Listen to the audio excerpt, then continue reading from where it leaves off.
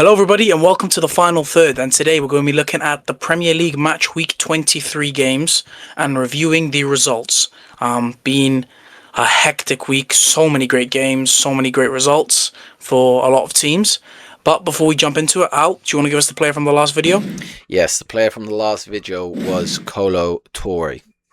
Let us know if you got that in the comments down below, and of course we'll do the new quiz at the end of the video. Perfect. Let's jump straight into it. So the first game is West Ham versus Sunderland.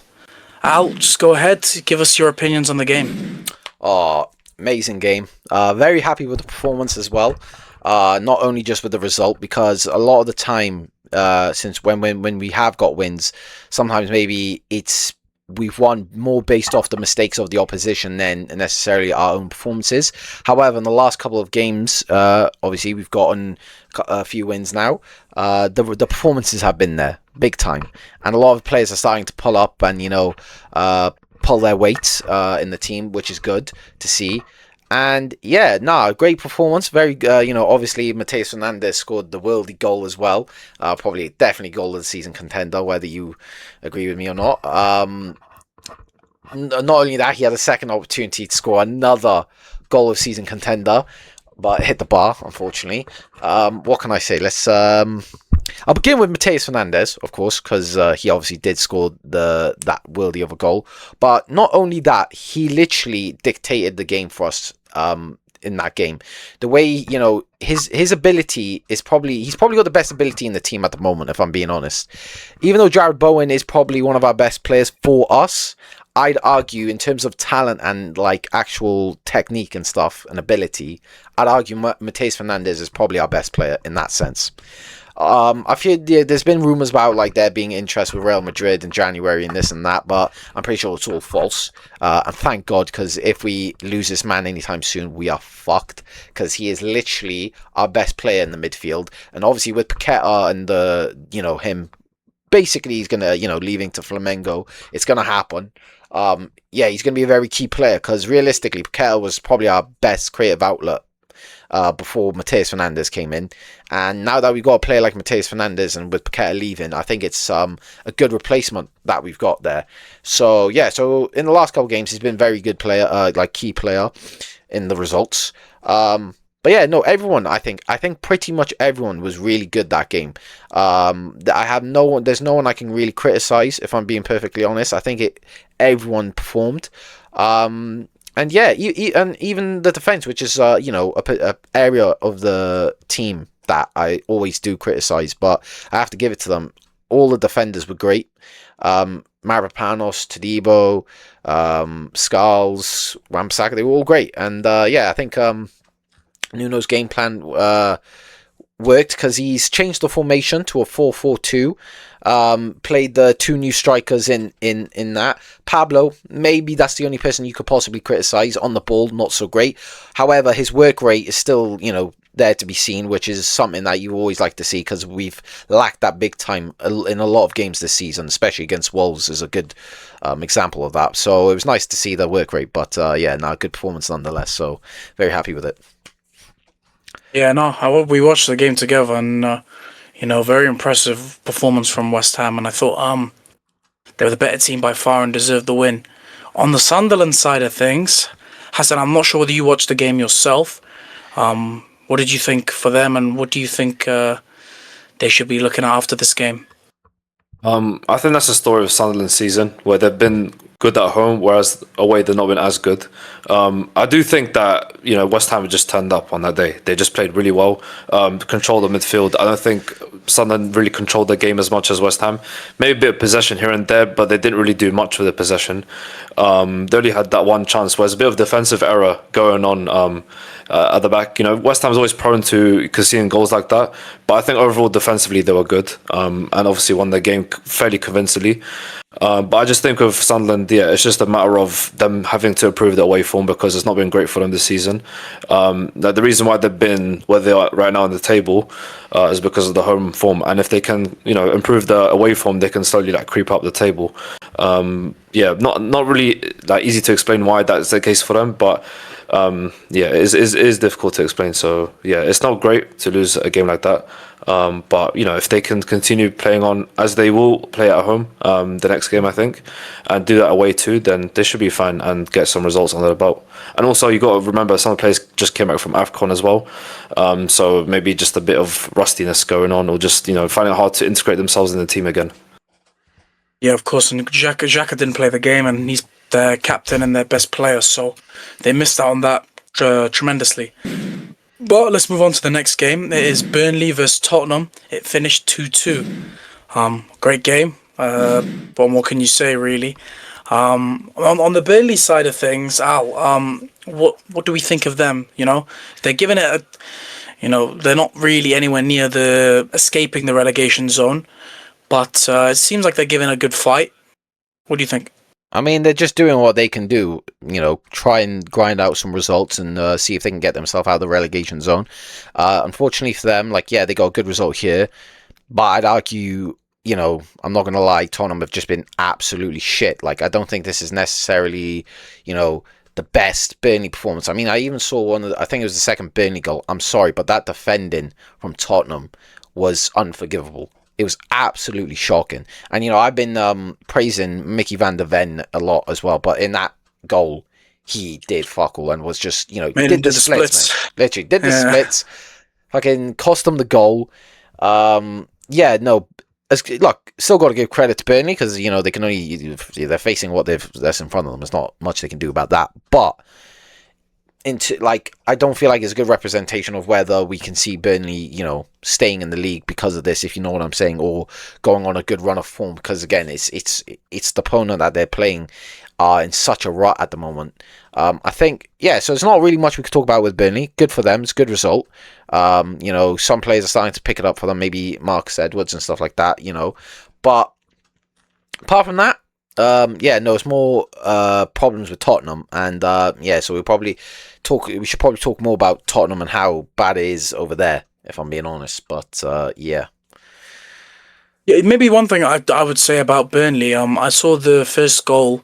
It was a great cross from Kyle Walker for Twansiri. So I mean that's a positive, I guess. If Kyle Walker plays well, he's one of the top players in their team, and can be very important for them from now until the end of the season.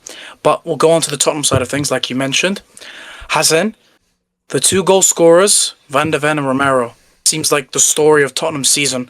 Their centre-backs coming in clutch on the rare occasion. I don't know, what do you think?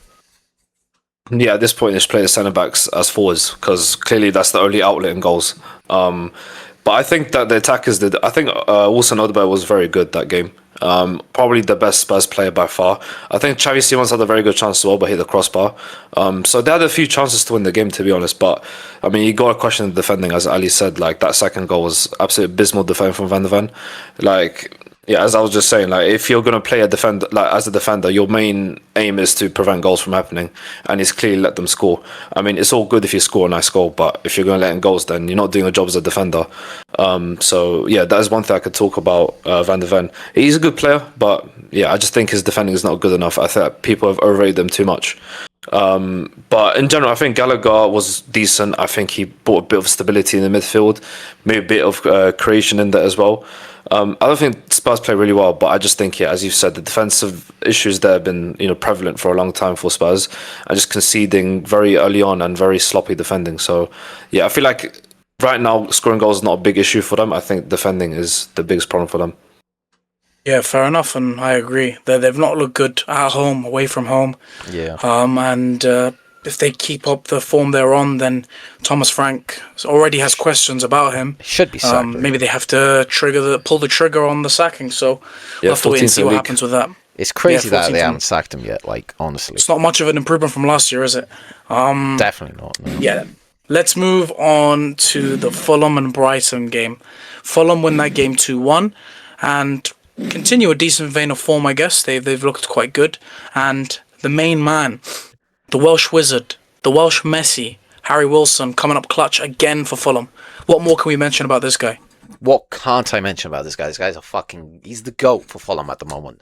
It's actually crazy. That free kick that he scored as well. Like, this guy isn't just scoring goals, he's scoring absolute worldies every time.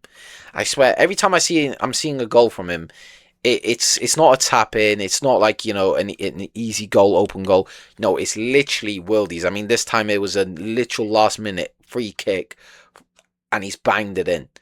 And yeah, I don't know. His goal catalogue this season, it's giving me like that kind of Giroud vibe in terms of the goal catalogue. Obviously, he's way more prolific, really, at the moment than Giroud probably ever was, if I'm being honest. But Harry Wilson's just on a madness right now. It's carrying Fulham through the team. If he gets injured, then I'm not gonna lie, it would look pretty bleak for Fulham, because it clearly seems like Harry Wilson is, the reason for why they're doing so well at the moment. Because before, when he wasn't doing so well at the start of the season, I mean, they weren't really doing anything. They were, losing most games, and but then ever since he started to pick it up, it seems like Fulham haven't really, lost a game. Like, it's crazy. So fair play to Harry Wilson and Fulham. They started to pick it up now, and hopefully it continues. 100%. Harry Wilson's been on fire, and like you say, without him, I don't know where Fulham would be. But if we go on to the Brighton side of things, Hassan, it's the story of usually their season. They play quite well, they dominate possession, they look good on the ball, but they're not really able to get over the line. What do we think the main problem is for Brighton? I don't think they're clinical enough. I think that's the problem. I think Welbeck especially missed a couple of sitters, and that probably cost them the game, because Ayari scored a beautiful goal, one of the goals of the season, definitely, because that was top corner, 100 out of 100 power, like no goalkeeper saying that in the world. Credit to him for scoring that goal. But I think your attack, especially Welbeck, because he was in great form at the start, not at the start of the season, but a few games ago he was looking really good. Scoring goals in every game. But now he's just missing chances, which is unfortunate. Because I was expecting Welbeck to carry on with that form. But it happens in football. Players don't always stay in form. Like we've seen it with Haaland as well. He's not been scoring goals lately as well. But that's part of football. I mean, I'm sure they'll regain their form and start playing well. I think Brighton's defense has also been a problem for them. I think they've conceded a lot of goals. I wouldn't say sloppy goals by any means, because I think the way, in the fashion they scored Fulham scored the goals, you can't really blame the defense for that. I mean, the Wolfson goal is just on the goalkeeper, isn't it? Because his positioning is not great. He moves to the side before he shoots, so he his positioning is completely off. So his wrist wasn't strong as well. Yeah, he had the hand to it, and it just went through his hand. So.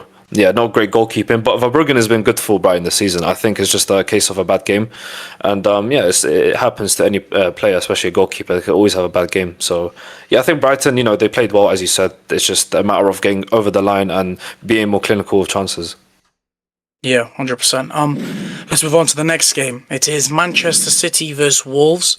Man City come on top 2-0. Mark Guehi's debut, and he actually won man of the match. Now, a main factor on why they lost quite heavily against Man United, I know it was only 2-0, but they got dominated, was the fact that the defence was useless, to say the least. The signing of Mark Guehi makes them look way more stable. I know it's against a Wolves side who, rock bottom of the league. They haven't really pulled up any trees this season. What are we saying about the two new signings of City, Semenyo and Guehi, because they both had great games? Yeah, they've kind of, in a way, revitalized City. You can clearly tell, like you just mentioned, the fact that, Guehi got man of the match, and they looked way more calm at the back, way more stable. Obviously didn't concede a goal in the, clean sheet, which, to be honest, I can't remember the last time they got a clean sheet. But, again, that's good. Clearly made a difference. I think it was pretty clear to see that the problem that they were having is with their defense, whether it was because of injuries or just certain players just not performing. Like Ruben Diaz is not, he's good, but like he's not as good as he used to be, when he first came in at City. But I think they needed to make that centre-back signing, and I'm not surprised that they got Guehi, to be fair. I mean, like, bro, I don't know where the fuck they're getting this money at this point, but I mean, there's kind of a reason they got 115 charges, on their name. So, with money. You know what I'm saying? So it wouldn't surprise me if they get done for some sort of money laundering shit. God knows, like. But no, like it was important for them to get a centre back in. They did it. Got probably one of the best centre backs in the league, and it's changed them for the better. But one thing we also have to talk about in the game was the fact that the penalty decision, whether you think it was a pen or not, personally I think it's a handball, wasn't given, because it wasn't the only handball decision this week. And there were so many, like there were a good few, like I'm pretty sure handball decisions that didn't get given this weekend, sorry. And yeah, I think it's just another, like, we just got to like highlight again how shit the refereeing and the VAR is, especially because he's a new ref, I'm pretty sure, in this game. And he went to the VAR, and usually they like go with what the VAR, has said, or when they go to the screen, they usually overturn, their decision. This time, he just, basically said, nah, I'm sticking with my decision, which we don't usually see. Which usually I'd be like, fair enough, but because of the fact that it was wrong, I have to say, like, he's made the wrong decision, and it's kind of unfortunate because it's like first time like refereeing in the Prem. So, yeah. Yeah, I know that was a very controversial moment. I mean, some people say it's not a penalty because it's kind of in a natural position. I don't really know what the rule is anymore. Let's be honest, we just don't know what the rule is with the handball.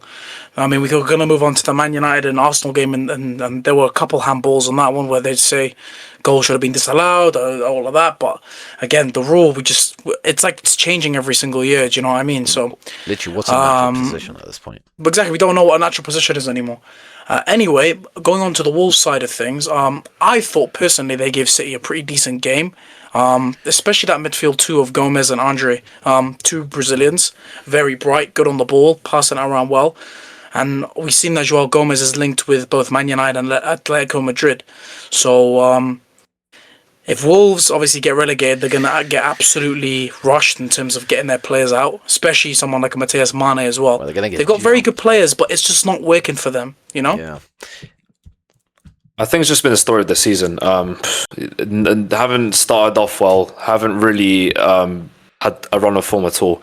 Only one win in how many games now? Like 23 games. But weren't they unbeaten before that game in 2026? Or something like that. Okay, but it's not really a big feat. They beat West Ham. It's like they started to look like they get better. But I think it's all. Yeah, I know, but it's because they started off really bad.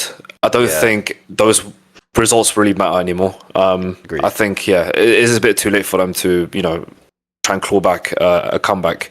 Because I think the other teams in the relegation battle, they're trying the hardest. I mean, Burnley, they look like the ones that will go down as well.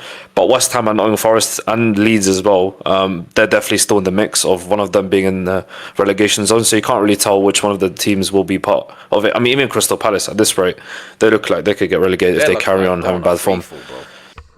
Yeah, like any team could be in the top four, any team could be in the relegation battle. It's a very weird season. But yeah, in regards to Wolves, I think, as Hala said, I think they gave City a good game for the team that they are and the situation they're in. I think they played well for what they are. I just think, it's just nothing's really clicking for them. And yeah, as I've said, it's just been the start. It's just been the story of the season. And but you got to give credit to them for trying. But it is what it is. Against City as well, they're always going to lose. So yeah, it's unfortunate for them. 100% agreed with you. City have definitely picked up a bit of form, and to be fair to Wolves, they gave it a good game, but it just wasn't enough really. Let's move on to the next game, and one of the games of the weekend, Bournemouth vs Liverpool. Bournemouth in the dying seconds get their winner. Absolute scenes. It's almost like they had a win against Liverpool a couple seasons ago, where Ake scored a last-minute winner. It's unbelievable to see, and what do we think of Bournemouth, and what do we think of their performance?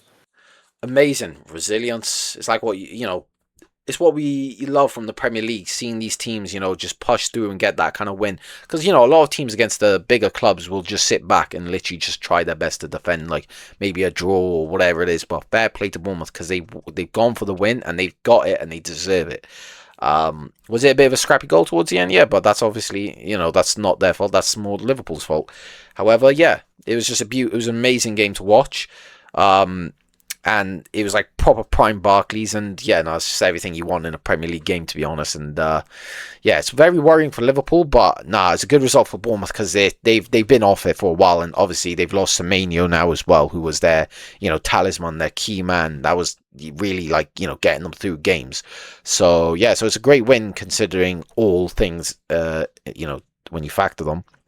And obviously the form that they're in and the fact that they lost Semenyo, it's an amazing win. It's an amazing win. And to be fair, I want to give credit to Krupi because I think he's such a good player. And to be honest, if he stays at Bournemouth, I'll be very surprised because he is a hell of a player.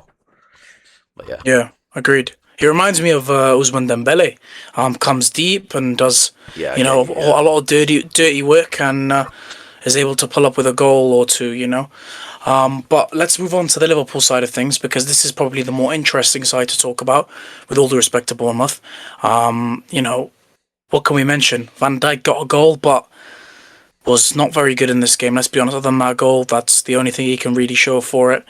And yeah, the other goal they got was a free kick, and Szoboszlai, to be fair, probably their player of the season, if we're honest with ourselves. Other than that, they did nothing really in the game. Yeah, firstly, I want to say up the cherries, thanks for beating Liverpool. But secondly, you got to feel bad for Szoboszlai. That man's been putting a shift every single game for Liverpool, and he's just in a sinking ship at this point. Like, he's trying his best to get results, help his team out. But no matter how much, he got a goal and assist in this game, which is, always an 8, 9 out of 10 performance for any player, right? But the fact that he didn't win this game, and he's pulled many of these performances and his team still lost, that I get his frustration completely because, you could be that one player who makes the difference, but if the rest of your, team doesn't do anything, doesn't help out, grind out the wins, then it can be very frustrating for a player, and I can see the frustration in Szoboszlai. So yeah, you got to feel bad for him. And Van Dijk, do not ever compare him to the likes of John Terry, Rio Ferdinand, Nemanja Vidic. Yeah, those players are clear. This guy has had the shortest prime of all time. He's like Karim Benzema at this point. He's at the shortest prime, and people want to say he's like one of the best players in that position. Look, he was good that year in 2019, but I'm sorry, you can't be one of the best defenders. And yeah, you've only been good for a season or two, and half a season, and you want to come and say that he's the best. So yeah, for me, Van Dijk, yeah, he's washed, and I don't want to hear it from any Liverpool fan. Saying that he's only had 2 good seasons is a bit crazy. Come on. By good seasons, I'll give it to you what you said, but come on, he's had more than that. I mean standout seasons where you consider him to be the best. I think other than those 2 seasons where 2019 and the one after 2020, those are the 2 seasons where I can say he cemented his position as the best in the world. But after those seasons, he's not been that at all. So that's why, because we see with Vidic, Rio Ferdinand, they were doing it for years, man. They were doing it for years and proved themselves to be the best in the league. Whereas Van Dijk is doing silly errors this season. Too many errors, for anyone's liking. To be fair, but yeah. No, I completely agree with Van Dijk being a very good defender, but I just think for him to be in the conversation of the best defender ever in the Premier League, it's just ridiculous after this season. He's never no. But yeah, but a lot of people disagree with that. Me and Ali were having a conversation about this the other day, and Ali was proper forcing that he's in the top 3 of all time, and I said no, Vidic is better than him because we both agreed on Terry and Rio. I put my case out for Vidic because he won 2-time Premier League Player of the Season and did it for about 6 seasons in a row, really. Where he had, I think, 1 season where he had a couple of injuries or an injury which kept him out for a bit, where Ali was putting out the point of, to be fair, I even admit Van Dijk's peak. I don't think any Premier League centre-back will reach that level. Do you know what I mean? But I agree with that. You were saying about the consistency. That for me is very important. Let's not comment what you lot think. That's what we'll just put it out to the comments. Yeah. So we'll see what people. But I'm saying as a defender, you need to consistently be, helpful for the team, not commit errors all the time. I tell you what, that this season has definitely impacted his legacy big time, which is very sad. Oh, 100%. If we were talking last season, I think a lot of people would be. More not the best again, maybe not the best centre back, but at least more maybe he is top. You get what I'm saying? But this season, because of what we've seen, it's definitely it's dented his legacy big time. Look, and it's deservedly so because he is not just you can fall off a little bit, but like you say, Rio Ferdinand and Vidic, they never would have fallen off to this kind of level. And like, yes, okay, they might have fallen off a little, but not to a level where they're literally costing games for their club. Because I'm sorry, but like that was it. I can't remember which goal it was where he just kind of like First goal. Yeah, where first of all he doesn't get the ball. Like, He misread the flight of the ball. Misread the flight of the ball, and then just kind of like ducks away from the ball. You get what I'm saying? It's kind of like the Mbeumo goal as well, where he just completely misses the header and heads his own teammate. Do you know what? Like, the thing is, I just watched a video with like Jamie Carragher, and he was defending Slot. Now, this is why I just wanted to quickly like mention. How are we with Slot? Like, are we? What do you think? Do you think he should be sacked? Do you think it's his fault? I hope he stays forever, to be honest with you. He's absolutely fantastic, and I hope they keep on losing games, if I'm honest. The thing is, Jamie Carragher was defending him and saying, like, it's not necessarily his fault, and, like, basically defending him. You can go watch the video if you want, and I'm sure you probably have already, but, like, yeah, it's, I don't know, it's a weird one. I think, genuinely, we thought that these signings could have surely only make the team better, but I think they've just inadvertently just made them worse. I think Slot should be sacked after this season, to be honest. I think give him the full season because he's won the Premier League. Yeah, I think if they go get Xabi Alonso, me and Kaz were talking about this. These kind of players that they've brought in more suit fit a system that Xabi Alonso. 2 ex-players. So exactly. So yeah. Yeah, I agree with 100%. You. Yeah, Xabi Alonso will be a good fit. Yeah. Let's move on to the next game. I feel like we talked about Liverpool for quite a bit there. Let's go on to Brentford and Nottingham Forest. Brentford lose at home, which is a big surprise, 2-0. And Al can talk about Brentford. Let's talk about Brentford, shall we? Because I know you're pissed with them because Forest have built a little bit of a gap now, haven't they? Brentford, because I really needed them to win this game. Kind of. I don't want to say ruined my weekend, but kind of pissed me off a little because obviously we had the opportunity to close the gap on the relegation battle with Forest, and unfortunately for us, Forest also won. And I was very surprised as well. I think we all should probably a bit surprised that Brentford didn't manage to at least do a bit better at home, because that's usually where we expect them to be at their best. And obviously Forest haven't been necessarily that great, but fair play, because they, maybe in the last game again against Arsenal as well, they weren't bad, and then this game they've obviously won, which is a very good win for them. But yeah, I mean, I don't know. It's Kelleher was probably not at his best, considering how good he usually is for Brentford. I mean, it was only 2 shots on target. Was it 2? Yeah, 2 shots on target for Nottingham Forest. Look, if I'm being perfectly honest, I didn't see the game per se because me and Callus were traveling, so we didn't get to actually watch it. Is it necessarily a worrying thing for Brentford? I'm not too sure. I think they've been overperforming for most of the season anyway, if I'm being honest. And to be fair to Forest, they do have a good squad that are capable of winning these kind of games. And I think just as long as they show up, then they can win against a lot of the teams in the league. And that's what they've done in this game. And yeah, because I think on paper, Forest's team are probably better, if I'm being honest. Yeah, agreed. 100%. But they've not been in good form, and Brentford at home have been very, very good. And I think they did quite well in this game. They dominated the possession, and we don't like to look at XG, but again, from what I've seen, I didn't watch the game. They had a higher XG. Do you know what I mean? But we don't go off XG really. But if we go on to the Forest side of things, it's a big win, very big win, building a 5-point gap now between them and West Ham. Because obviously West Ham won, and it was very important that Forest got a result. And what do we think about that, Hassan? Yeah, I think everyone was expecting Forest to be the underdogs and not win this game.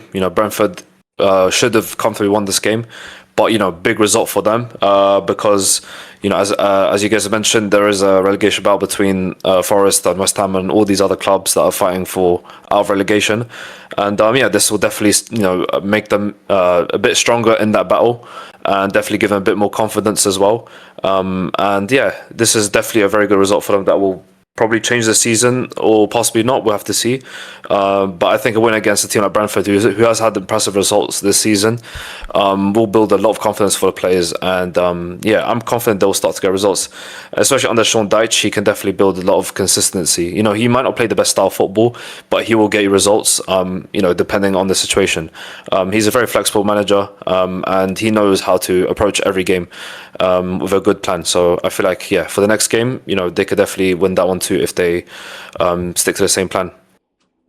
Yeah, that's not good news for Ali, if it goes the way you're saying. But let's move on to the next game. Talking about a team who have been in very bad vein of form is Crystal Palace. They have lost 3-1 to Chelsea at home, and they keep on falling off and off and off. And it just summed up the game where Adam Wharton, probably their best player at the moment, got a red card. And you know what I mean? What can you really say about Palace? It's sad to see to start, but it's not really surprising with everything that's kind of going on with them. I mean, look, they're just in an absolute free fall at the moment, and it looks like they can only go down. It doesn't look like they're gonna, get any results anywhere at this rate, and it's not surprising because they just lost Gahey, who was their best player. What was keeping that defense, on lock. He's gone now. Mateta wants to leave. Glasner is gonna leave. Who's not gonna leave at this point, bro? Like, who's actually staying? Because at this rate, it doesn't look like Quick anyone wants to question. stay. Crystal Palace are only 8 points clear of the relegation zone. Now, Yeah, I if think West they'll Ham find keep up the themselves form in there. they're in, do you think that they can get relegated this 100%. season? No, well, I don't know about relegate because I will say at the start of the But I mean, season, they're in the battle, but They're it's definitely- obviously, this if is they're in what the I'll say, battle, then yeah. that means they can. I think they'll find themselves in the scrap. However, I think the start of the season has kind of saved them. That form that they had at the start of the season. Look, again, it's still possible Still for 15 them. games to go. There is still 15 games to go, but that is also true. There is 15 games to go for them, so they could still at some point maybe turn it around a little. But to be fair, I don't really know where that will happen because, to be honest, with the way Glasner's also been talking about the board, it looks like he's kind of lost he's I feel like he's lost a lot of confidence and he's lost kind of the will, if I'm being honest, to fucking play football at this rate. Like, with the team, if I'm being honest, the team look like so dejected in terms of the energy and the confidence, and you can't blame them because when you keep losing players like they have, like Elise, Eze, and then Gahey, and now Mateta wants to leave, and realistically Wharton will probably leave, and fuck knows who else would leave, and flipping hell, the manager's leaving, and all these things. Like, the sad thing is for them, because they just came off winning the FA Cup last season, and then the Community Shield, which is the first 2 trophies they've ever won in their club's history, if I believe, right? It's like, they probably thought that this would be, start of something good, but I've always said these clubs, and I keep having to repeat myself, but these clubs are never going to be able to maintain this kind of success because of, for example, money, because they can't compete with the bigger teams, or whether it's down to the way their club, like the supporting director and these people spend the money. And when it comes to recruitment and this and that. The problem is when you get players like West Ham have suffered with it. We had Declan Rice. We were never going to hold on to a player like Declan Rice. We can never hold on. We got a player like Mateus Fernandes coming into now. I'm telling you now, even if we don't get relegated, I don't be surprised if he leaves. I mean, let's not forget how he left Southampton, right? You know what I mean? I'm very confident that if we don't get relegated, he still probably will leave. And I do not blame him because his talent is better than West Ham. But whatever, we're not talking about that right now. But Palace, I'm just using that as an example because Palace have lost many players at that kind of level, like Elise, obviously. He's never going to stay at Palace. Eze's never going to stay at Palace. Even Mateta will probably never stay at Palace. Gahey, this and that. But unfortunately, it's just the way it is for clubs like this. And yeah, it's just sad, really. I mean, it is quite sad for Palace, and actually, me personally, I think they can get relegated this season because confidence is such a big thing. They haven't got any players in particular that are confident, and nobody's really inspiring anything in particular. I mean, the goal they got was from their centre back, which is, a massive issue when you have even the attackers you have, like Ismail Assar. I know Ismail Assar only just came back from AFCON, but Mateta as well hasn't been playing well, and obviously, anyway, he looks like he's going to get sold. So, yeah, with Palace, it's not looking good for them. If your centre back is the one that's scoring for you in these type of games, it's not very good. But let's go on to Chelsea, and they won 3-1, so fair play to them. But let's also talk about that Esteval goal. Great goal. What do you think about him as a player and Chelsea's top four prospects? I think Esteval this season is probably Chelsea's most dangerous player. When he first came into the Chelsea team, there was a bit of anticipation for him to do well. As Carlos probably predicted, he said that he's going to be like the young player of the season. I think he put down, or player to watch or something. Yeah. So that was a great prediction because he's been great since then. Maybe his stats don't tell the whole story, but I think there's more to football than just stats, and I think he is very dangerous for Chelsea, and he's come up at very clutch moments, especially against Liverpool with the last minute goal. And this game he's proven to do that as well. A goal and assist as well against the Crystal Palace side. That's not great, but it's important for your team to provide the goals and assists. And everyone else in the team, I say they did the job. But I think Esteval was the main outlet for them. I think without Esteval, they would have not won this game. And he's just proven to be a very important player at just the young age of 18, which is not common at all. Only like likes of Lamine Yamal are doing that well right now. And it's great to see a player like Esteval doing that for Chelsea. 100% agreed. Great player and a great result for Chelsea, keeping the heat in the top four race. Not too far behind Man United. But let's go on to a team that's already in the top four and have pretty much cemented their place in the top four. It's Aston Villa. They beat Crystal Palace, Newcastle 2-0 away from home. Before we go on to the Aston Villa side of things, let's talk about Newcastle, because Newcastle are usually very, very good at home. Convincing, and they have that obviously the fan base behind them in St James's Park, known for being a bit of a fortress for Newcastle. But they didn't score a goal and obviously lost 2-0. So what do we think about Newcastle? I don't know, because they are a good team. They have a good squad. I have, proposed the question a couple of times of whether Eddie Hall... The manager, Eddie Howe, has taken them as far as he possibly can. I don't know why I keep saying Eddie Hall was just like... Anyway, Eddie Howe, has he taken them as far as he possibly can? Because obviously they have the players to consistently get into the top six. I'd say I think the squad's good enough for that. To be fair, where are they in the league right now? They are currently 9th, and it's very close. So it's still possible for them to get at least maybe 6th or something like that, and Europe again. And I'm not sure how they're doing in the Champions League, but I don't think they're doing too bad from what I remember. I think they're in the top 8. Yeah, well, they got PSG though next, so that's not ideal. But anyway, that doesn't really matter at the moment. But look, I'm not. The weird thing is for me, I'm not really sure where the problem is. Obviously, I don't watch Newcastle enough. I'm not a Newcastle fan. Maybe if you are a Newcastle fan, you could tell us where the problems are. Because when I look at the team, I'm just like, I don't really see maybe an area. Maybe you could argue the right wing. The wingers, maybe could. I mean, they got Anthony Gordon, who is very good for them. Obviously, Voltamada hasn't really been pulling up any strings in recent times, so that's not ideal because we've talked about how they've lacked that goal threat, and he finally started to become a goal threat for them, and now he's kind of fallen off a little.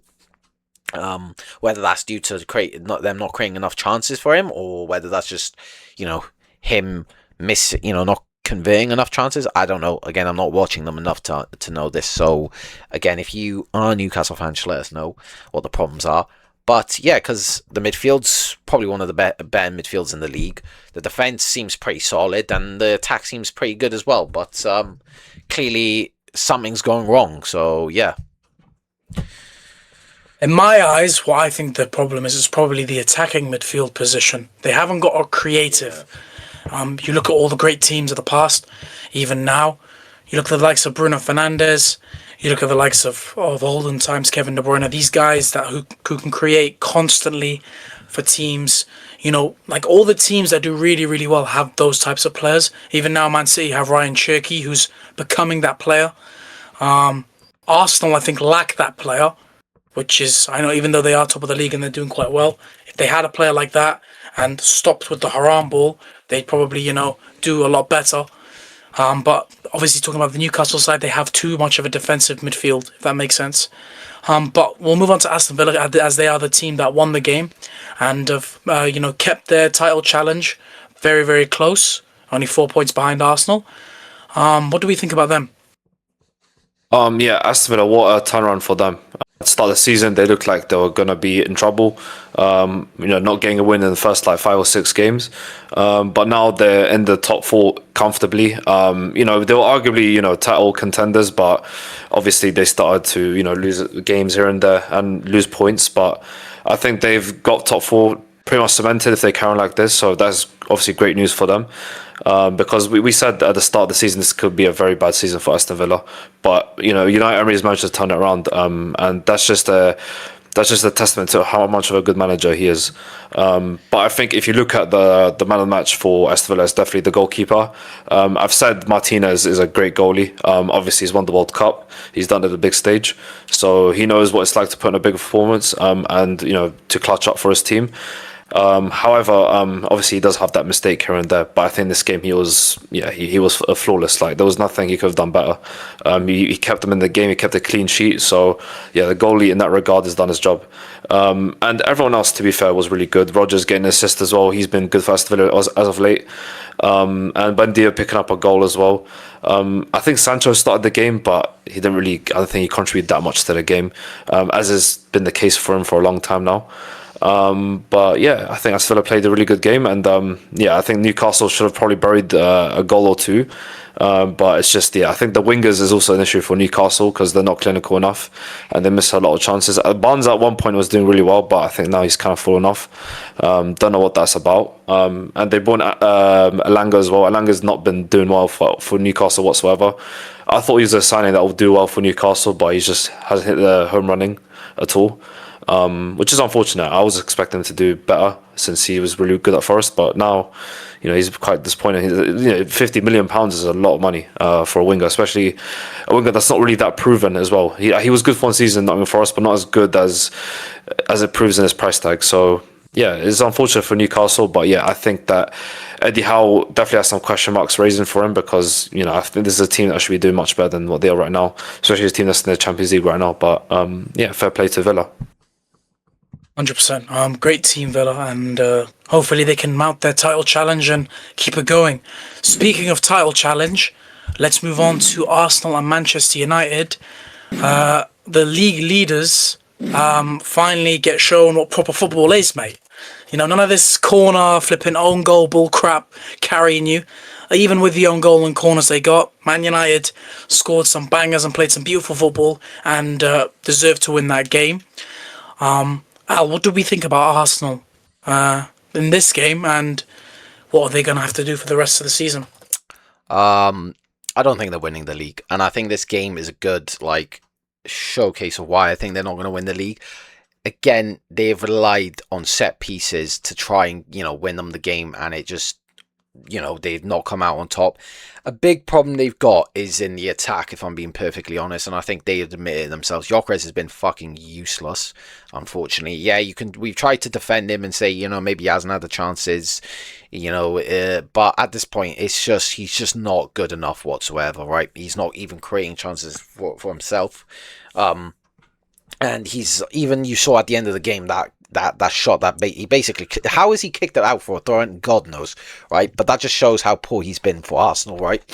Not only that, I remember I saw Jamie Carragher saying how usually when you have a team that's going for the title or going to win the league, when you're doing the team of the season, usually in the top in the front four, one of their players is in it. However, when you look at this Arsenal side, none of their attackers would get in the team of the season. Because none of them are good. Saka, I've mentioned so many times, right? This season, okay, I know I've been joking, Bowen, Ben, and Saka. Overall, whatever, you can say whatever with Saka, fair play. But this season, he has been awful. And to be honest, for the last 2 years, he's been awful. I think Saka was good this game, to be honest. It doesn't matter, bro. Not just on the eyes, I'm talking about output. He's meant to be one of their best players. He's meant to be their star boy. Obviously, he's not a fucking kid anymore, right? He's matured, and his output has been awful. It's good and well, looking good and maybe being a bit of a threat, but he's not a threat. he hasn't got the goals, he hasn't got the assists in the last 2 years to really help Arsenal, push for the title. I'm pretty sure he's got like only 2 assists this season or something like that, and like I don't even know how many goals he's got, like maybe 4 or something like that. It's just not good enough for a team that are going to win the league. You can't just rely on set pieces. We've said it so many times. Look, if they do win the league, fair play. I'll hold up my hands and say I was wrong, and they deserve it. But it's just worrying when you're only getting goals from set pieces. Your front four just aren't really contributing to the goals as much as they should be. I mean, I'm pretty sure they don't even have a player that's in the top 20 goal scorers or something like that. I can't remember what it was in the Premier League this season. So that's just shocking. But look, again, they still got a 4-point gap at the top. However, I think they're playing. I remember I've seen Rory Talks Football saying how they look like they're a team that are playing with the fear of knowing that they've bottled it before, and this kind of thing where their mentality might not be in the right place at the moment. And I feel like it's true. I've said it. They are feeling the pressure. I think the pressure will get to them because the problem. I think they're better off chasing the league than actually being, ahead in terms of points, because that pressure that mounts on them because of it has actually made them worse. But I think if they can't start to score more open play goals, then they're probably not going to win the league, if I'm being honest. And also, again, they still haven't won a big game, in my opinion, or at least not enough to win the league. So yeah. Well, there you go. Yeah. I feel like Man United have helped create a very interesting title race now. They beat City last week. They beat Arsenal this week. And what a way to beat Arsenal as well. 2 absolute worldies from Dorgu and Cunha. Hasan, you just give me what you think about the game and what are your thoughts generally about Man United. That is exactly the United style of football that I want to see. Like the DNA that we've been talking about this whole time. Just playing with freedom in the attack. Let the attackers do their thing and not set, in some, areas of the full pitch. When you give players like Bruno Fernandes and Buemo Ahmad the space to do what they want, they can perform like this, you know what I mean? And we clearly saw that Bruno, this is what Bruno is. When he plays in that number 10 position, this is what he does. He creates chances like that to Dorgu, the 1-2 with him. And of course, Dorgu had to do a lot in order to get that goal. Like, that finish was incredible. I was off my seat screaming. Like, I apologize to anyone in my flat who listened to me scream at the top of my lungs and just, start throwing shit or whatever. But, that's what happens. Like, that's football for you, you know what I mean? I was a bit frustrated, though, at the goals we conceded. They're very sloppy goals to concede. In the typical Arsenal fashion, that's the goals they score nowadays. But I think Martinez has to be blamed for those goals. Obviously, the own goal. I think he's just fixated on Timber way too much. I think he needs to track the ball's flight. He needs to focus more on the ball's flight rather than the player, because Timber's not really doing anything, is he? He's not. He hasn't even got the ball yet. Yeah, he's still hugging the player. And for the second goal is down to Martinez unsure again. It's just some obsession with Timber going on. I don't know if he's wearing some nice fragrance that day or whatever, but it just seemed to stick to him like flies, like honey to flies. It makes no sense, you know what I mean? So yeah, but also Lemans again, another great performance from him. He's been faultless since coming to United. Don't think there's been a goal he's conceded where you can really put on the goalkeeper, to be honest. He's done his job. He's done some incredible saves as well, especially that one against Saka. Saka put it very well in the top in the bottom corner. Yeah, very, very good. Yeah, it was a very good save. He reacted very quickly to it, parried it out the way to a corner. So yeah, can't really blame him for that. And Mainu, is great to see him start again. He wasn't starting on the Amrim. Now he's got 2 starts in a row on the Carrick. And he's proven to be a very important player now. And also Casemiro as well. We have to talk about him since he's leaving at the end of the season. What a player he's been. He's had some tough moments in United, but he's managed to claw his way back into the team and actually be a starter. And without Casemiro, we are not the same team. Another monstrous performance by him. He was great against City, and now against Arsenal, he was really good. Showed plays like Zubimendi and Rice, who the real man is in the midfield.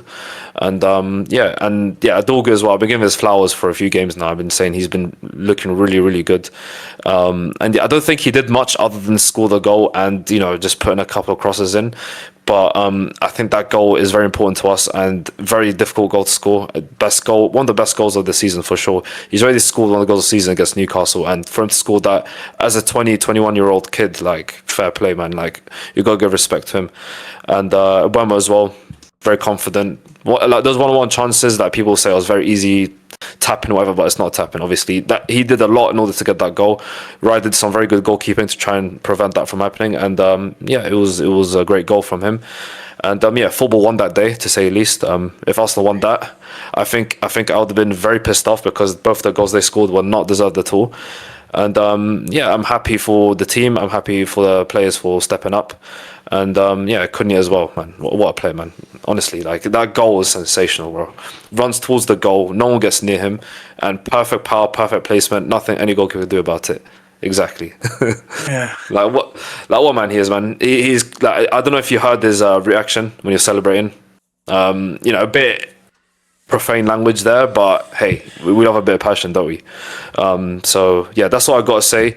For me to say Carrick should be, my manager permanently is a bit too early to tell. I know a lot of people are saying yes, but we don't want to get the same trap as Ollie, as what we did with him. So I want the owners especially and the Ineos to be level-headed and know exactly what they're doing, because I don't want this to be another case of Ollie getting the job and then getting sacked after. So yeah, but I'm happy for the team. I'm happy for the result for sure.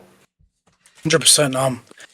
I didn't watch this game. We were on the way back from Heathrow Airport back to Swansea, and my God, Al was there. His dad actually picked us up. It was crazy because when we were watching the game, I saw the Cunha goal and I just went mental in the car. And to be fair, I kind of got scared and we could have led to a crash or something. But no, it was mental because, in that moment they got the equaliser and you're thinking, if this is a title team, if this is the team that Arsenal always say that they are, they're top of the league, they needed to win the game. We thought that the next goal would come from Arsenal, but do you know what it is? Someone who doesn't really get enough praise, hasn't really done enough for Man United. I think Sesko was actually very important for that Cunha goal. Very underrated what he did. Got the ball, controlled it, and he pulled the defenders away, gave Cunha loads of space to have enough time to put that shot in. Now, obviously, the credit is mostly with Cunha and how great that shot was. But when you pulled Gabriel away and given Cunha that opportunity to place the ball in the corner, I think it's very underrated, to be honest. It's better than what Gyökeres is doing for Arsenal. Do you know what I mean?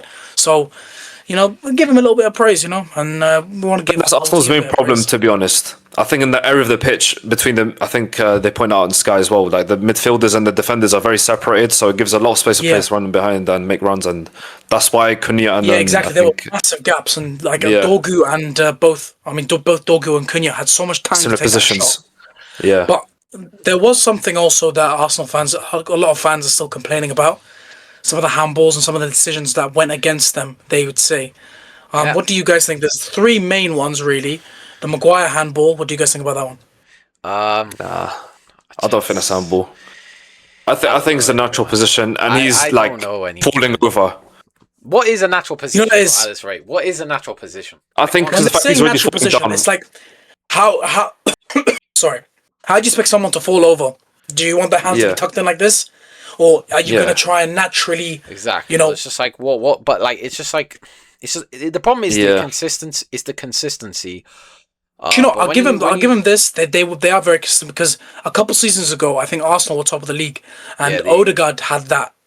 Do you remember? And they could have given a penalty away, but they had the decision in their favour as well. About the Dorgu one, what do you guys think about that? I don't think that's handball. No, it's not. I don't think that's handball as well. It's not. First of all, his arm's tucked in. Second of all, did he even touch his arm? Who knows? Clearly not. I think it hit his hip, to be honest. I don't think it hit his hand. And then there was that last decision about Lisandro Martinez and how apparently he punched Gabriel Jesus in the head. I don't know what you guys think about that. Nah, Gabriel Jesus needs to just... No, and for them to rule that Dorgu goal would be criminal. No, I've seen what you're on about with Martinez, but Gabriel Jesus needs to just man up, man. I only mentioned this because there's a lot of Arsenal fans complaining about how they lost the game because of these decisions. Unfortunately, when you're a title-winning side, you have to play well. No. I mean, they've inherited that from the manager. I mean, he's blaming the wind when both teams are facing the wind, isn't it? Yeah, exactly. Do you know what I mean? Yeah. But thank God, football won on Sunday, and I think everybody, even non-United fans, celebrated that Cunha goal. I did, like it was the World Cup final. We did. So, 100%.